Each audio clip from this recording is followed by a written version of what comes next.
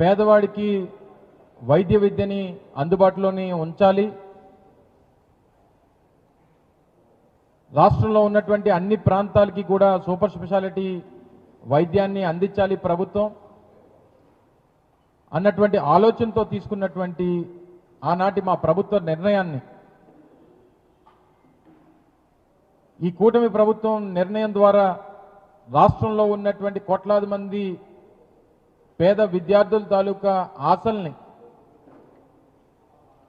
వైద్య విద్య చదవాలన్నటువంటి వారి ఆకాంక్షని దూరం చేస్తూ ఈ ప్రభుత్వం తీసుకున్నటువంటి నిర్ణయాన్ని మేము కూడా వ్యతిరేకిస్తున్నాం అన్నటువంటి విధంగా నిన్న జరిగినటువంటి జగన్మోహన్ రెడ్డి గారి పర్యటన, దానికి వచ్చినటువంటి స్పందన, ప్రజల్లో ఉన్నటువంటి ఉత్సాహం, ఈ ప్రభుత్వం మీద ఉన్నటువంటి వ్యతిరేకత నిన్న పర్యటన ద్వారా కనబడిందని చెప్పి నిన్నటి నుంచి రాష్ట్రం అంతా కూడా మాట్లాడుకుంటా ఉంది.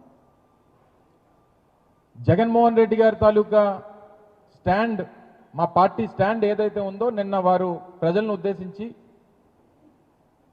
నిన్న నర్సీపట్నం కాలేజ్ దగ్గర జరిగినటువంటి పత్రికా సమావేశం ద్వారా వారి స్టాండ్ను కూడా చెప్పడం జరిగింది. ఈ ఆధునిక దేవాలయాల్ని మా ప్రభుత్వం ఉన్నప్పుడు వీటిని పేదవాడికి అందించాలని, వైద్య విద్యని పేదవాడికి మరింత చేరువ చేయాలని, టెరిషరీ కేర్ని ఈ రాష్ట్రంలో ఉన్నటువంటి కోట్లాది మంది ప్రజలకు అందించాలని వారు ఏదైతే ఆ రోజు తపన పడ్డారో ఈరోజు ఇప్పుడున్నటువంటి ప్రభుత్వం, ఆశపడినటువంటి ప్రజలు, ముఖ్యంగా పేద విద్యార్థులు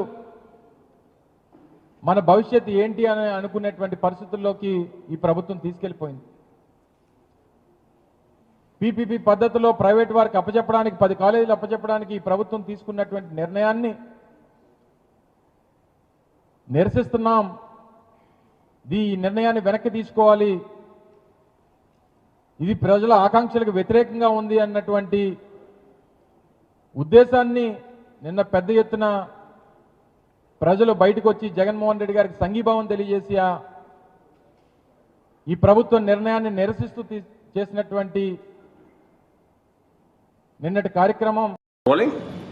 Do subscribe Saksham Vizag, watch, like, share and comment. Thank you.